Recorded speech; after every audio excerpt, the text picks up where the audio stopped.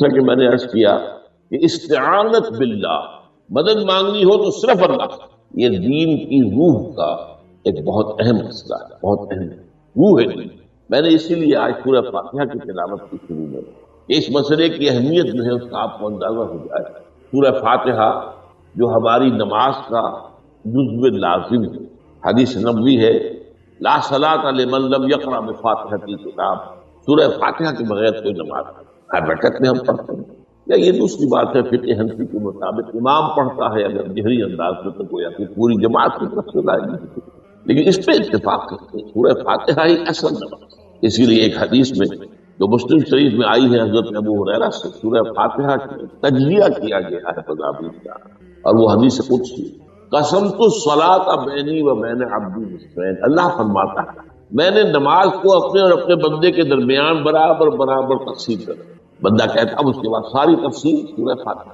صلاۃ کا قسمت الصلاۃ بینی و بین عبدی نصفین، تو ہم تو صلاۃ میں سورہ فاتحہ بھی ہے، پھر اس کے بعد بہت قرآن مجید کی آیتیں پڑھتے ہیں، تو رکوع بھی ہے، تو سجود بھی ہے، قیام بھی ہے، اور قاعدہ بھی ہے، ہم صلاۃ کو منقطع بن، لیکن یہ کہ اصل صلاۃ سورہ فاتحہ۔ چنانچہ اس حدیث میں تجزیہ کیا گیا ہے، جب بندہ کہتا ہے، میرا بندہ یہ کہتا ہے الحمدللہ رب العالمین، تو میں یہ کہتا ہوں اللہ تعالیٰ یہ فرماتا ہے ہمیں نہیں، میرے بندے نے میری ہم تعریف کی سنا کی۔ جب بندہ کہتا ہے الرحمن الرحیم، میں کہتا ہوں اللہ کہتا ہے اسنا علیہ، میرے بندے نے میری سنا۔ اور جب بندہ کہتا ہے مالک یوم الدین، تو اللہ فرماتا مجدنی عبدی، میرے بندے نے میری بھونگی میں آیا۔ تو یہ سارا میں اس لیے آپ کو حوالہ کیا۔ آج میں سورہ فاتحہ کا درس نہیں دے رہا ہوں، پوری باتیں سنا رہا ہوں کہ اصل نماز سورہ فاتحہ۔ اب سورہ فاتحہ میں 7 آیتیں ہیں، اور عجیب ترتیب ہے، 3 آیتوں پر ایک جملہ بنتا ہے، الحمدللہ رب العالمین الرحمن الرحیم مالک یوم الدین، آیتیں 3 جملہ 1، پھر 3 آیتوں پر ایک جملہ ہے آخر میں اہدنا الصراط المستقیم صراط الذین انعمت علیہم غیر المغضوب علیہم ولا الضالین، آیتیں 3 جملہ 1۔ درمیانی آیت ہے 4 نمبر کی ایاک نعبد و ایاک نستعین، یہ ہے در حقیقت مرکزی ہو گئی، 3 ادھر 3 ادھر، پھر وہ 3 ایک جملہ، آخری 3 ایک جملہ، اور یہ ایک آیت میں 2 جملے، ایاک نعبد بھی مکمل دکھتا ہے وہ ایاک نستعین بھی مکمل، اور یہیں پر سورہ فاتحہ کی وہ تقسیم ہوتی ہے آدھی، 3.5 آیتیں ادھر ہے، الحمدللہ رب العالمین الرحمن الرحیم مالک یوم الدین ایاک نعبد۔ اب واو آ گیا، یہ واو ایسے ہے جیسے کہ آپ ترازو کو پکڑتے ہیں مٹھ ہوتی ہے۔ اب 3.5 آیتیں ہیں وَإِيَّاكَ نَسْتَعِينُ اهْدِنَا الصِّرَاطَ الْمُسْتَقِيمَ صِرَاطَ الَّذِينَ أَنْعَمْتَ عَلَيْهِمْ غَيْرِ الْمَغْضُوبِ عَلَيْهِمْ وَلَا الضَّالِّينَ۔ یہ جو مرکزی آیت ہے اس میں 2 باتیں کرتے ہیں، ایاک نعبد، ایک تو ہم اقرار کرتے ہیں کہ اللہ ہم صرف تیری ہی بندگی کرتے ہیں اور کرتے رہیں گے، یہ حال اور ماضی، حال اور مستقبل دونوں کو محیط ہے، اور دوسرا وَإِيَّاكَ نَسْتَعِينُ، اور صرف تجھ ہی سے مدد مانگتے ہیں اور مانگتے رہیں گے۔ یہ گویا کہ دین کا ایک مرکزی حصہ ہے، جو صلاۃ کا مرکزی حصہ ہے وہی طرح کی تدبین۔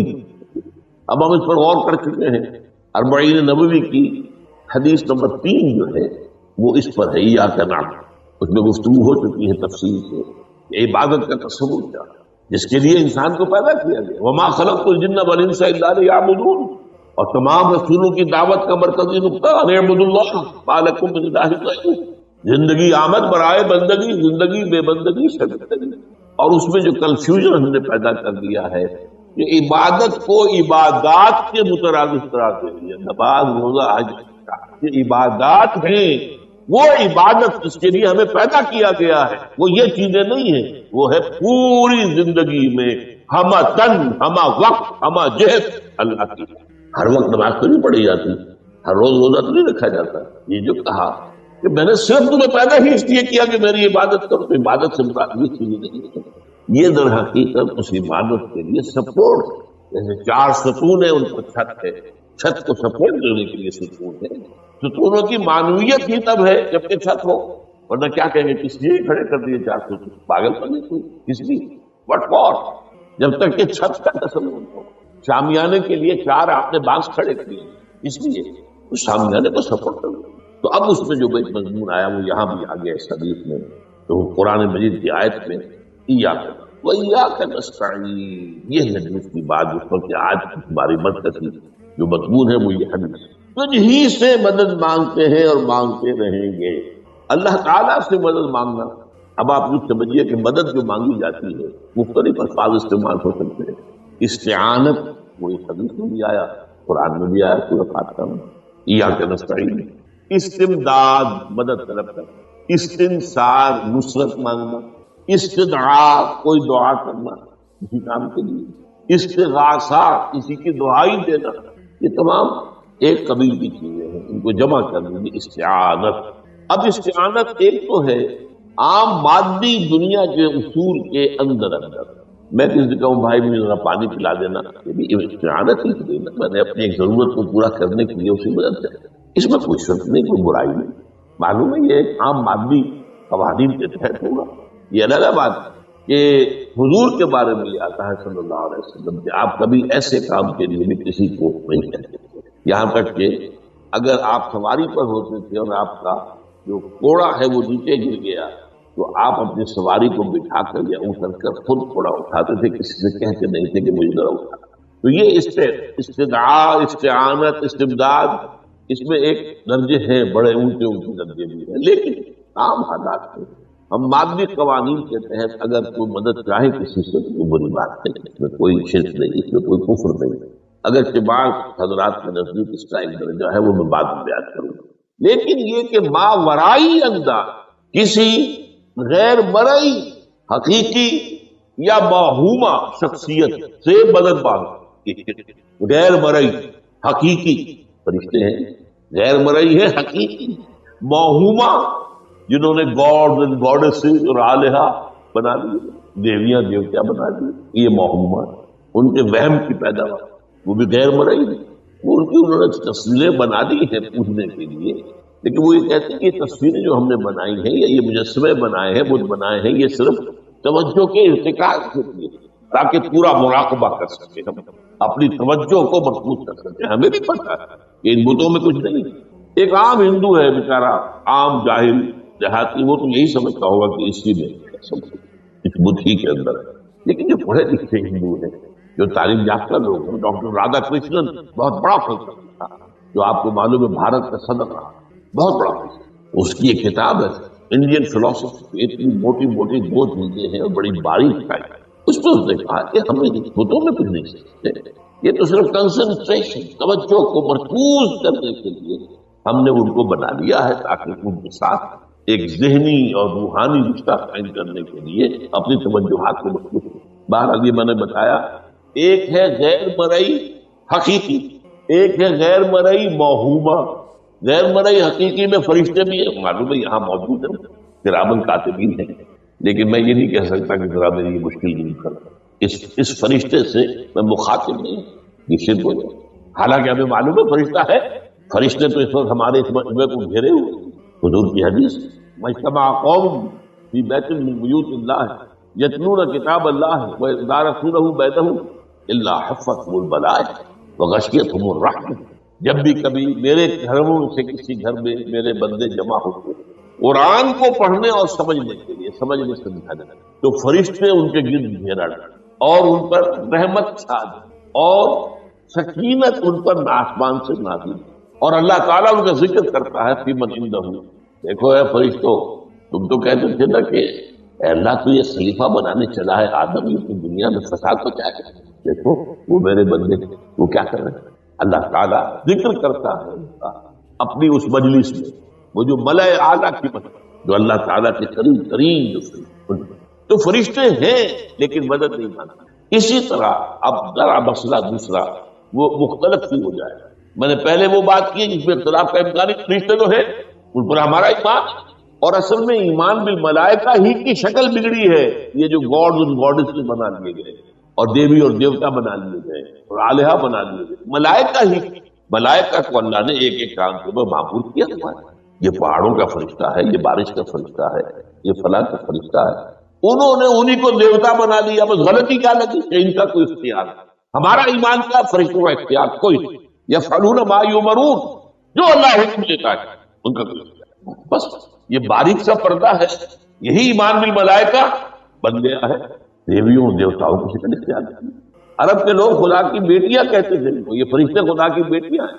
ان کے نام پر لات، یہ مونس تھا، لات، عزا، عزیز کا مونس، منات، یہ سب مونس، یہ دیویاں ہیں، یہ اللہ کی بیٹیاں، فرشتے ہیں. تو میں نے کہا کہ پہلے میں نے بات کی ہے وہ غیر مرئی کہ جو یقینی ہیں، متفق علیہ ہیں، فرشتے ہیں. ایک ہے مختلف سی، وہ یہ ہے کہ اولیاء اللہ کی ارواح ان کو بھی یہ، اگر یہ قول امام الہند شاہ ولی اللہ دہلوی کا نہ ہوتا تو میں کبھی اس کو تسلیم نہ کرتا.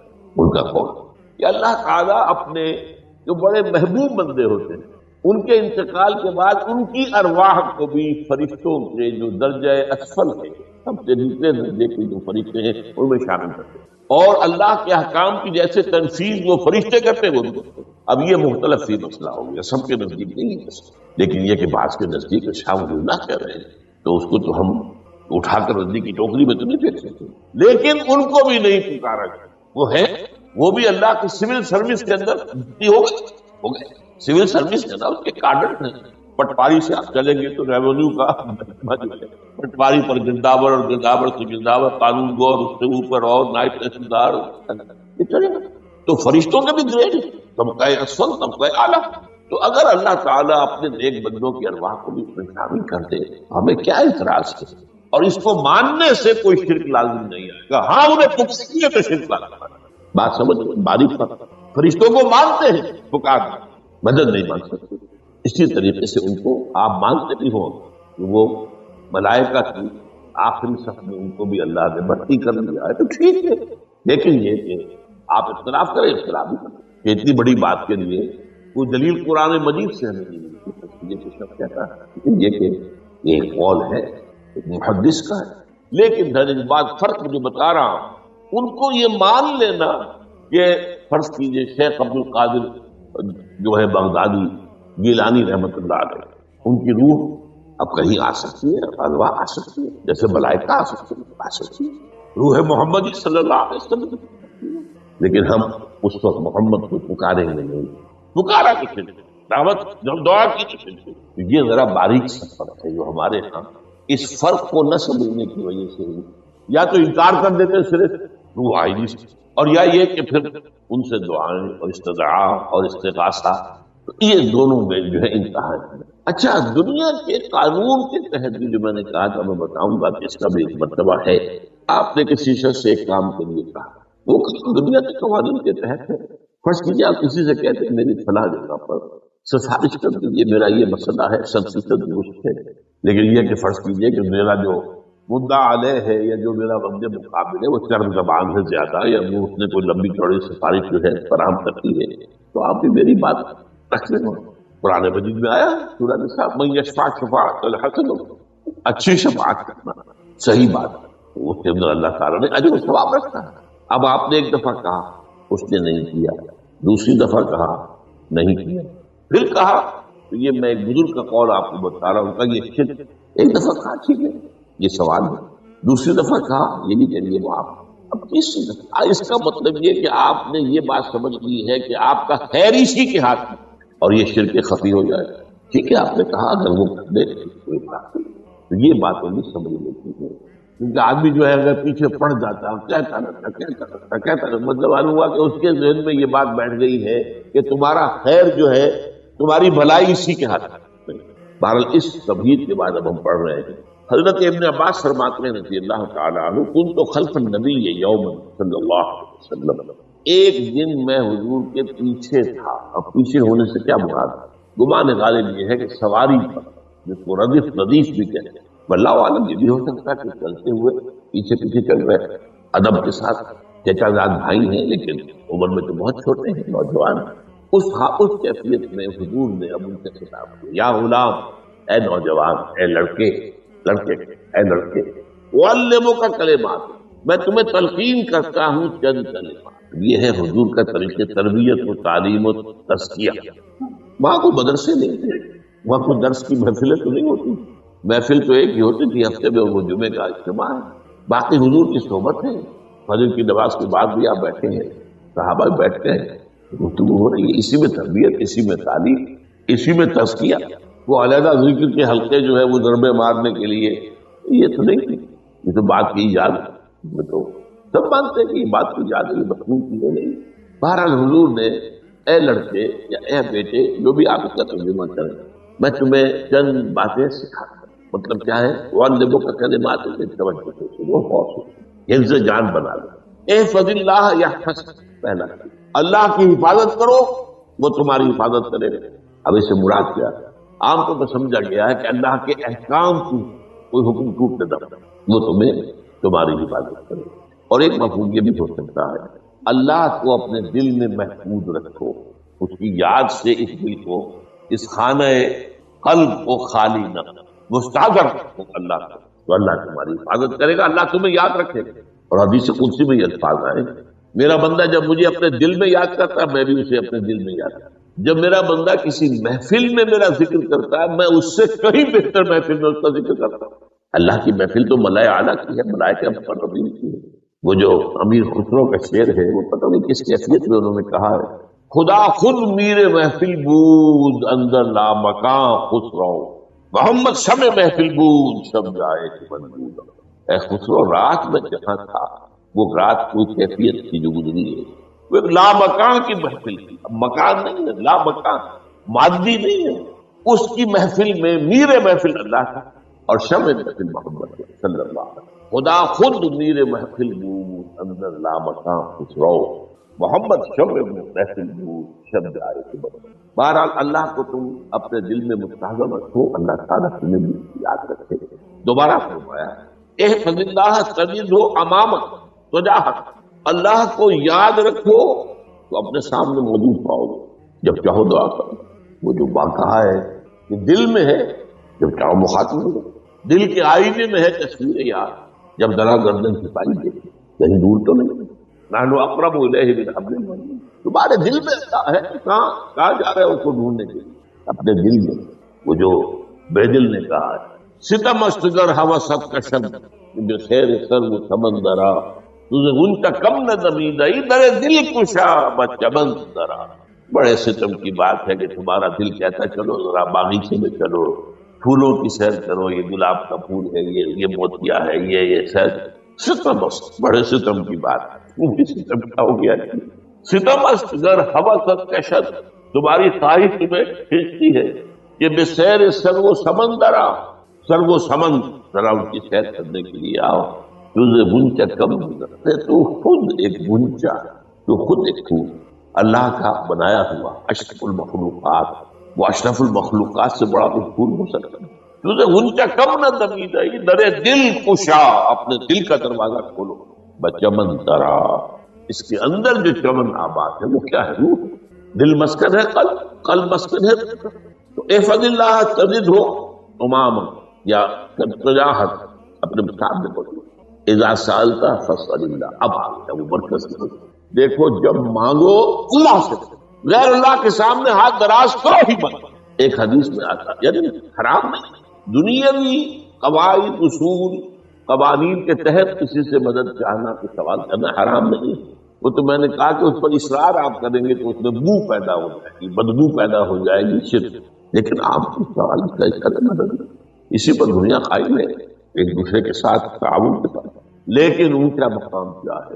اسی سے سوال مت کرو تمہارا، یہاں تک کہ جوتے باندھنے کا تسمہ تمہیں درکار ہے تو بھی کسی سے مت مانگو، اللہ سے مانگو۔ کیا پتہ اللہ کس کے دل میں ڈال دے اور وہ آ کے تمہیں تسمہ پیش کر دے۔ ہوتا ہے ایسا مسافر جو اللہ کے ساتھ لو لگا کر رکھنے والے ہیں، ان کے تو ایسے واقعات ہوتے ہیں، دل میں ایک بات آ گئی اور اس کے بعد وہی بات جو ہے وہ کوئی شخص آ گیا اس کو وہ بات پوری کر دیا، کیونکہ لوگوں کے دل جو ہے وہ تو اللہ کے دو انگلیوں کے مابین نہیں چاہتا ہے۔ کیا پتہ اللہ کسی فرشتے کو انسانی شکل میں دیکھے، چاہے فرشتہ آتا ہے انسانی شکل میں آتا ہے، آپ کی تکلیف کو رفع کر دے، آپ کی ضرورت کو پورا کر دے، اسی سے مدد، کسی اور سے مدد۔ یہ ہے توحید کا لب لباب۔ یوں سمجھیے اسلام کی جڑ کیا ہے؟ ایمان۔ اسلام کا جو خارجی نظام عمل ہے، انفرادی اعمال ہو اجتماعی ہو، ان سب کی روح رواں کیا ہے؟ ایمان۔ ٹھیک، ایک بات ہوگی، ایمان کا خلاصہ لب لباب کیا ہے؟ ایمان باللہ۔ جیسے ایمان بالآخرہ بھی ہے، ایمان بالملائکہ ہے، ایمان بالانبیاء ہے، ایمان بالرسل ہے، ایمان بالکتب ہے، ایمان بالقدر ہے۔ لیکن اصل ایمان، اسی لیے ایمان مجمل میں آپ کو معلوم ہے کسی اور چیز کا ذکر نہیں۔ آمنت باللہ کما ہوا باسمائہ وصفاتہ وقبیلت جمیع احکامہ اقرار باللسان وتصدیق بالقلب، یہ ایمان مجمل، اجمالی طور پر ایمان اس کا نام ہے۔ ہاں مفصل تفصیلی طور پر آمنت باللہ وملائکتہ وکتبہ ورسلہ والیوم الآخر والقدر خیرہ وشرہ من اللہ تعالی والبعث بعد الموت۔ تو اسلام کی جڑ ایمان، اور اسلام کا سارا جو نظام عمل ہے، چاہے انفرادی اعمال ہو چاہے اجتماعی، ان سب کی روح رواں ایمان، اور ایمان کا خلاصہ ایمان باللہ، اور ایمان باللہ کا اصل حاصل وہ ہے جو سبھی، اس کے دو ہیں تقاضے، عبادت صرف اسی کی، استعانت صرف، اس لیے میں نے تمہیں فاتحہ میں تذکرہ شروع کیا، یہ عبادت کا جوہر ہے، عبادت کا جو ہے یہ ایمان کا حاصل، عبادت صرف اس کی اور استعانت صرف، استعانت کے لیے سوال بھی آ گیا، ابھی مدد دے، آپ کسی سے کچھ مدد مالی چاہ رہے ہیں یا کوئی اور مدد چاہتے ہیں، کسی کام میں مدد چاہتے ہیں، جیسے میں نے کہا تھا کہیں سفارش کرانا چاہتے ہیں کہ مدد، وَإِذَا اسْتَعَنْتَ فَاسْتَعِنْ بِاللَّهِ، اور جب مدد مانگو صرف اللہ سے مانگو، اور وہ سارے الفاظ یاد کر دیں، استدعاء، استعانت، استغاثہ، یہ جو غوث اعظم سے استغاثہ کیا، استغاثہ اللہ سے، دعائی اللہ، اس اعتبار سے استمداد، استعانت، استدعاء، استغاثہ، یہ سب اللہ سے، صرف عبادت صرف اللہ، ایاک نعبد، اور استعانت صرف اللہ۔ اذا سألت فاسأل اللہ واذا استعنت فاستعن باللہ واعلم۔ اب یہ جو آخری جملہ آ رہا ہے، حدیث نمبر 4 تھی، وہ عبداللہ بن مسعود رضی اللہ تعالیٰ عنہ، اس میں بھی مضمون جو آیا ہوں یہاں پر دوبارہ، وعلم، اور اے میرے بیٹے، میرے بچے، اے عزیز، علم، جان لو، ان الامت نبی اجتماعت علی ان ينفعوک بشیء، اگر سب لوگ جمع ہو کر چاہیں کہ تمہیں کسی شے کا نفع پہنچے، وہ فائدہ پہنچا دے، لن ينفعوک الا بشیء قد کتبہ اللہ لک، نہیں پہنچا سکتے تمہیں کوئی نفع مگر صرف وہی جو تمہارے لیے اللہ نے لکھی، پھر کیوں مانگو ان سے؟ یہ تو فعل عبث ہو گیا، بیکار بات ہے، ان کے ہاتھ میں کچھ ہے ہی نہیں۔ لہذا یہ جان لو، سب لوگ مل کر چاہیں کہ تمہیں کوئی نفع پہنچا دیں، نہیں پہنچا سکتے مگر وہی کچھ جو اللہ نے تمہارے لیے کیا ہے، مل جائے مدد۔ آپ اندازہ کیجئے کہ جو شخص اس سطح پر آ جائے اس میں کتنا استغنا ہو، کسی کے سامنے پیشانی رگڑے گا، کسی کے سامنے ہاتھ پھیلائے گا، کسی کے سامنے اپنی عزت نفس کو ہتھیلی پر رکھ کر پیش کرے گا۔ تم نے سوال کیا تو عزت نفس کو تم نے اپنے سامنے پیش کر دی، اب وہ چاہے تو کچھ اس کا لحاظ کر لے، چاہے تو ٹھوکر مار دے تمہاری عزت نفس۔ یہ وہ مقام جب مانگو صرف اللہ سے، مدد طلب کرو صرف، اور جان لو اگر تمام لوگ جمع ہو کر تمہیں کوئی فائدہ پہنچا نہیں پہنچا سکتے، الا بشیء قد کتب اللہ لک وان اجتمعوا علی ان یضروک بشیء لم یضروک الا بشیء قد کتب اللہ علیک، اگر سب مل کر چاہے تمہیں کوئی نقصان پہنچا دے نہیں پہنچا سکتے مگر وہی کچھ جو اللہ نے تمہارے لیے۔ اب بتائیے خوف کی جڑ کٹ جائے گی۔ یہ جو ایمان جو ہے یہ خوف اور حزن دونوں سے بھی جا کے رکھتا ہے۔ جو حقیقی مومن ہے وہ اللہ کا ولی ہے، حقیقی وہ اللہ کا ولی ہے، اور الا ان اولیاء اللہ لا خوف علیہم ولا هم يحزنون۔ یہ اولیاء اللہ کو علیحدہ مخلوق نہیں ہے، ان کے سر پہ سینگ نہیں ہوتے، انسان ہی ہوتے ہیں لیکن حقیقی معنی میں اس ان اعتبارات سے جو آج پڑھ رہے ہیں ایمان اس درجے کا پہنچ جاتا ہے، اور لوگ یہ خوف کی بات ہے، اس سے خوف کروں، اس کے ہاتھ میں کچھ ہے ہی نہیں، اور اگر کچھ اللہ نے میرے لیے لکھ دیا وہ آ کر رہے، چاہے میں لاکھ گڑ گڑاؤں اور اس کے سامنے یہ چھوڑ دے، اگر اللہ نے لکھا ہوا ہے وہ پائے تو کاہے کو اس کے سامنے گڑ گڑانا، کاہے کو جبرسائی کرنا اس کے سامنے، اور کسی کے ہاتھ میں کچھ ہے ہی نہیں، میرا خیر ہے ہی نہیں، کاہے کو خوشامد کرو۔ اور سنیے رفعت الاقلام، دیکھو نوجوان، قلمیں اٹھا لی گئی ہیں، وجفت الصحف، اور جو رجسٹر صحیفے ان کی سیاہی خشک ہو، یہ ہے وہ اللہ کا علم قدیم جس میں ہر شے لکھ دی گئی، اس کی قلم اٹھا لی گئی۔ جیسے آپ کو معلوم ہے امتحان ہوتا تھا، 3 گھنٹے ختم ہو گئے، اسٹاپ رائٹنگ، بس اب قلم رک جانا تھا، وہ قلم تو تقدیر کا کاتب جو ہے وہ قلم اس کا اب اٹھا دیا گیا، اور جو صحیفے جن پر لکھا گیا وہ خشک بھی ہو گئے۔ یہ تو روایت ہے جو امام ترمذی نے جس میں روایت کیا، یہ متن ان کا ہے جو ہم نے پڑھا ابھی، اور ان کا قول یہ ہے کہ یہ حدیث حسن صحیح ہے، لیکن یہی روایت اور انہی راوی سے عبداللہ ابن عباس سے رضی اللہ تعالیٰ عنہما اور بھی محدثین نے کی ہے. اس میں سے ایک اور متن جو ہے وہ یہاں پر امام نووی نے دے دیا. اے فضل اللہ تجد امام، یہ تو پہلا وہ ٹکڑا تھا. وقت جاہد تھا، یہاں امامت ہے. امام مطلب اپنے سامنے پاؤ. اللہ کی حفاظت کرو، اللہ کو دل میں، اللہ کی یاد کو محفوظ رکھو، گویا کہ اللہ کو مستحضر رکھو. ذکر اللہ کے معنی استحضار اللہ فی القلب، یہ ذکر اللہ جنہیں ہم ذکر سمجھ بیٹھے ہیں وہ ذکر کے ذریعے. اقیم الصلاۃ لذکری، نماز قائم کرو میری یاد کے لیے. نماز ذریعہ ہے. یہ علیحدہ بات ہے کہ آپ نے 17 رکعتیں بھی پڑھنی ہو جو عشاء کی اور یاد آپ کو آئی نہیں کوئی. آپ تو ایک میکینیکل انداز میں جو ہے وہ اٹھک بیٹھک کر رہے ہیں اور آپ کے دماغ سے کچھ بھی نکل رہا ہے، تو اس کا آپ کے شعور سے، دل کی گہرائی سے کوئی رابطہ ہے ہی نہیں. وہ ذکر تو نہیں ہوا. ہاں نماز فرض کیوں ادا ہوئی، ایک فرض ادا ہوئی. تو جنہیں ہم نے سرائے جنہیں ذکر سمجھا وہ سرائے اللہ اللہ سبحان اللہ سبحان زبان سے، یہ تاکہ اس کے نتیجے میں وہ ذکر حاصل ہو جائے. استحضار اللہ فی القلب، ذکر کے معنی ہے استحضار اللہ فی القلب.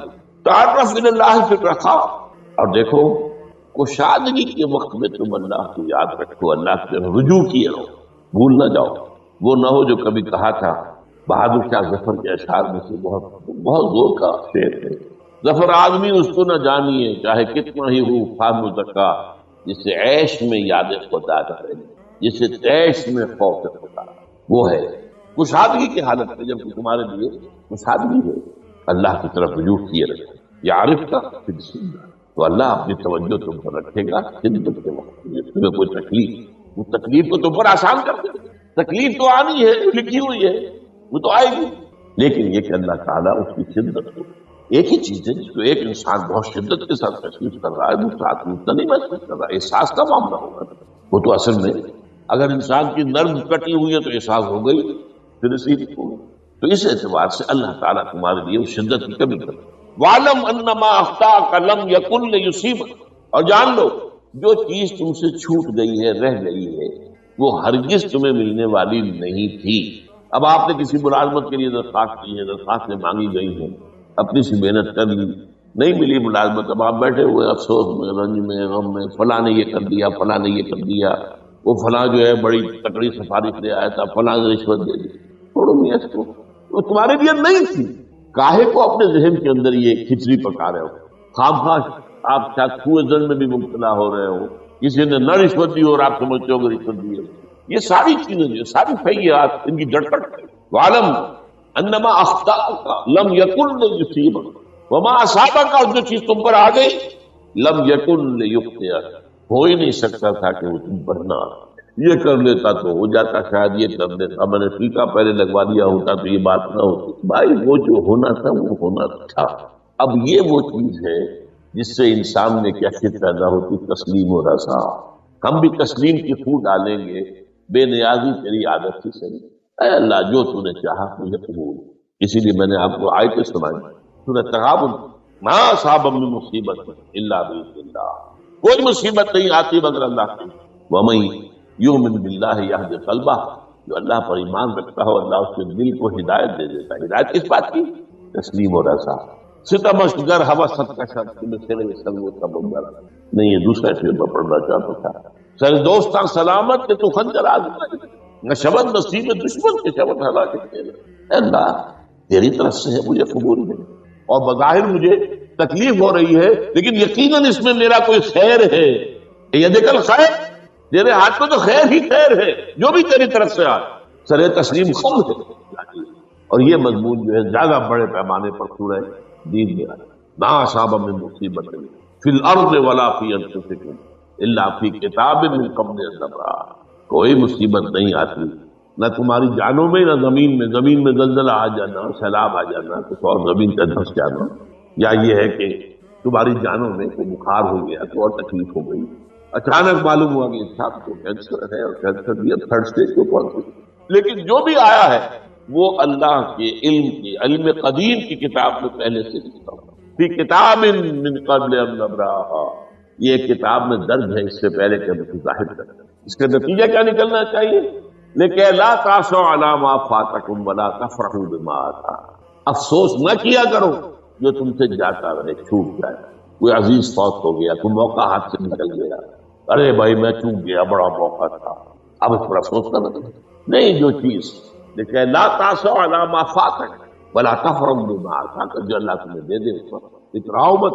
وما اصابک لم یکن لیخطئک واعلم ان النصر مع الصبر، اور جان لو اللہ کی مدد صبر کے ساتھ، جو آئے اس کی طرف سے چھوڑو۔ زبان پر کلمہ شکوہ اور شکایت، اللہ سے شکایت، تسلیم و رضا، جو تیری رضا ہے۔ تیری صحت ہمیں منظور ہے لیکن اس کو، مولانا محمد علی جوہر ایک مرتبہ جیل میں گئے، ایک بیٹی بیمار ہوئی فوت ہو گئی، اس کے بعد دوسری مرتبہ پھر جیل میں گئے، دوسری بیٹی کو وہی بیماری، جیل میں اطلاع ملی کہ بیٹی کو یہ بیماری، تو خط لکھا اشعار کی شکل کا، آخری شعر یہ ہے، تیری صحت ہمیں منظور ہے لیکن اس کو نہیں منظور، لیکن ہم کو بھی منظور، ہم تو چاہتے ہیں کہ بیٹی کے شفا ہو جائے، اسے منظور نہیں ہمیں۔ وَاعْلَمْ أَنَّ النَّصْرَ مَعَ الصَّبْرِ وَأَنَّ الْفَرْجَ مَعَ الْكَرْبِ، فرض فراخی کھل جانا، یہ ہے کرب کے ساتھ تکلیف